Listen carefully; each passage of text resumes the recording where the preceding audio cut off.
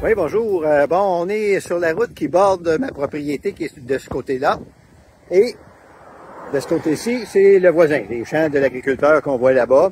Et puis ce que je voulais vous montrer, entre autres, c'est pour prouver que quand on fauche les plantes aquatiques dans nos fossés, ça fait diminuer les massifs, en particulier de phragmites. Okay? Je vous en parle souvent de phragmites, souvent dans mon fossé, on va aller voir tantôt l'autre bord. Il y en a de la phragmite. Okay? Ça fait 12 ans que je la fauche, je me fais du pailler avec. Et vous allez voir la différence entre ce que ça avait de l'air avant, un peu comme ce que vous voyez ici en bas. Voyez-vous, là, les plantes qui sont en bas dans le fossé, ici, là, les plumeaux qu'on voit là, ben ça, c'en est du phragmite, OK? Ça fait des plumeaux comme ça, là, ils sont en fleurs actuellement, là, puis ils vont faire de la graine bientôt. OK? Puis là, ces graines-là, ben ça se repropage dans d'autres milieux humides si on les laisse faire. Fait que moi, je fauche avant qu'ils fassent des graines. Mais maintenant, j'ai même plus besoin de ça, parce que bon, vous avez vu qu'est-ce qu'il y a l'air de ce côté-là, qui est pas fauché, OK? Et on va traverser la rue pour aller voir dans le fond de mon fossé, là où je fais des récoltes depuis 12 ans.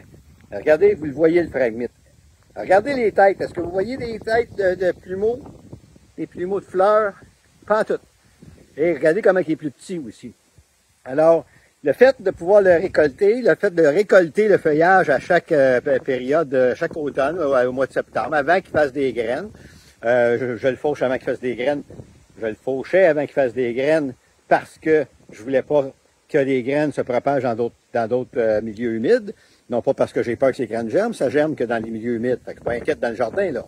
Ça fait 12 ans que je le fais, puis j'ai jamais vu une phragmite pousser dans mon jardin, OK? Alors, ben, je le fais quand même avant la venue en graines pour éviter la contamination. J'aurais dû faire ce que la voirie, le ministère aurait dû faire depuis longtemps.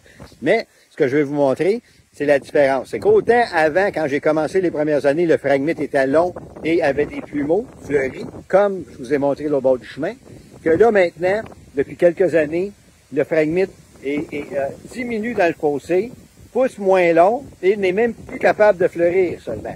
Okay? Tellement qu'il est affaibli. Pourquoi? Parce qu'à quelque part, il ne peut pas se nourrir de son feuillage, je ne le laisse pas dans le fond du fossé. Donc ça, c'est important de comprendre ça. C'est comme ça qu'on arrive à épurer des milieux humides.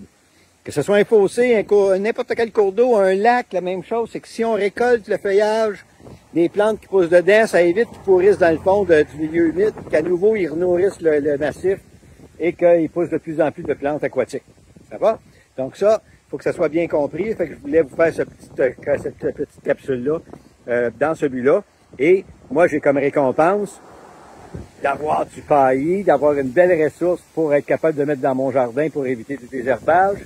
Le phragmite se décompose dans mon jardin, donc fait du compost pour nourrir mon jardin, fait que je suis en autosuffisant, j'ai pas besoin d'acheter d'engrais et tout ça. Et puis, en même temps, mon fossé devient propre et je contribue à diminuer l'expansion des massifs parce qu'il n'y a pas de graines, OK, qui se propagent.